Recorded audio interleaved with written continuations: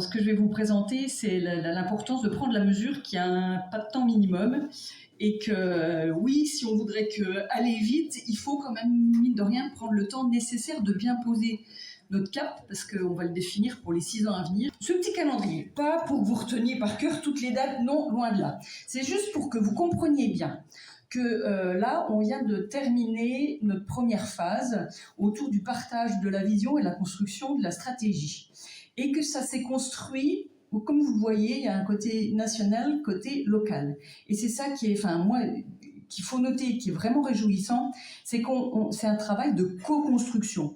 Ensemble, on partage, on contribue, et chacun, c'est un va-et-vient entre le national, entre le régional et entre les départements. Et c'est ça, je trouve, qui est vraiment bien. C'est pas un truc qui nous arrive du dessus de Paris, et c'est non. Chacun s'en empare et chacun apporte sa pierre à l'édifice, chacun écrit des choses. Donc, ce qui explique effectivement aussi le fait que ça demande, comme vous voyez, un certain temps nécessaire. Donc, pour vous dire un petit peu le début, nous, on a commencé notre séminaire au mois d'avril. Aujourd'hui, on est au lendemain de la convention qui s'est passée au niveau national fin juin. Donc là, on va arriver à la fin de cette première phase. Par le moment fort qui a été celui de la convention, puisqu'on était à peu près 750, 800, je crois, et c'était à la fois une représentation de chaque département, mais à la fois d'élus et à la fois de collaborateurs. Et avec les ambitions de 3 ordres. C'était construire et partager le projet stratégique avec l'ensemble du réseau, comme je vous l'ai dit. C'était aussi un moment où il y a des partenaires qui représentent l'amont, l'aval de monde agricole et pas que, qui sont venus avec nous, les acculturer et puis partager et fédérer avec nos partenaires, partager notre vision. Et tout ça pour bien qu'ils comprennent que ce qu'on était en train de décrire, c'est bien ce qui va être au service des transitions agricoles et des territoires. Et puis la troisième édition de cette convention, c'était aussi s'inspirer de ce que font les uns les autres dans leur chambre, dans notre réseau qui est riche, parce que voilà, on est partout sur le territoire et il y a plein de choses qui se passent. Donc, on arrive, notre première phase se termine. On va rentrer dans la deuxième, qui va nous amener, donc là, ça va être le but de fixer les objectifs. Et puis, c'est pas le tout de dire des bons mots et d'avoir des belles grandes idées, mais après, il va falloir décliner ça concrètement avec un plan d'action à décliner sur le terrain pour de vrai. Donc voilà, et tout ça devrait arriver en fin d'année à la session nationale qui va tout entériner et tout valider comme ligne de conduite pour les années qui nous attendent dans cette nouvelle mandature. Et donc, vous voyez, niveau local, on prend tout de suite rendez-vous pour la prochaine session de septembre puisque nous, concrètement, au niveau du département, ça sera le moment où on vous présentera les actions très vite.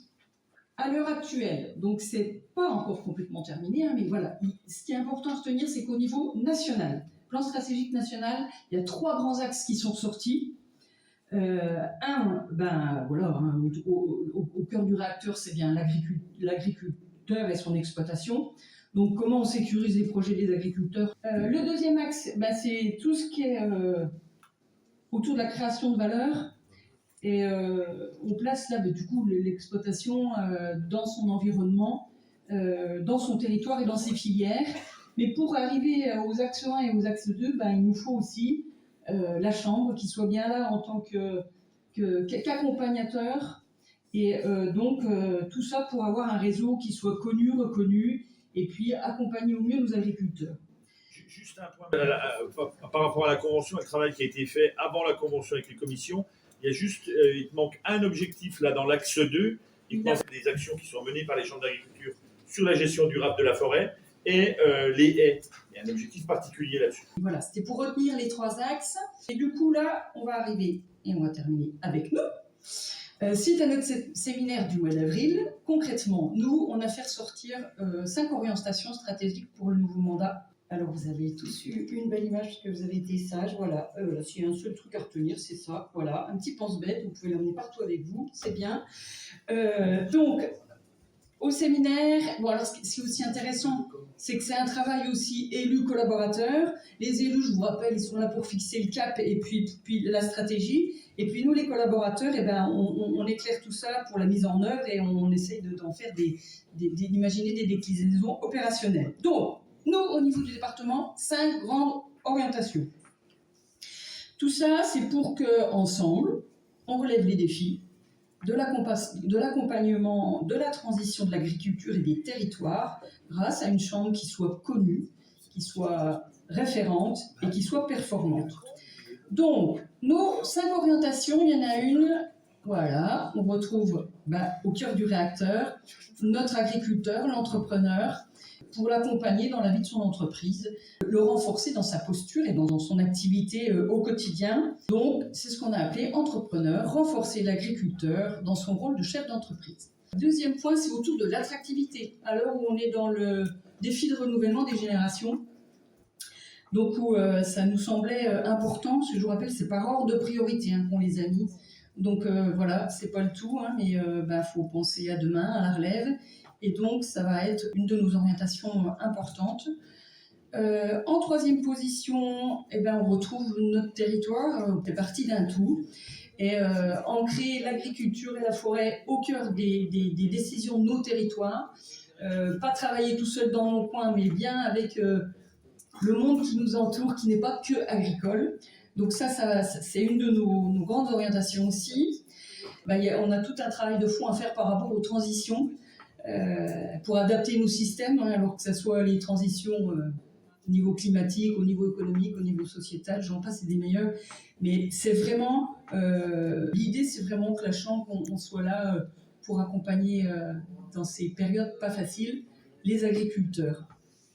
Et puis on termine avec la 5e orientation autour de la souveraineté alimentaire locale, à continuer notre travail sur tout ce qui est accompagnement des choix de production, de consommation sur notre territoire, et tout ça dans le but de garantir la souveraineté alimentaire locale. Je vous donne rendez-vous à la session de septembre, où là, on aura, voilà, pour tout ce qui est les déclinaisons opérationnelles et les actions qui vont traduire toutes nos orientations.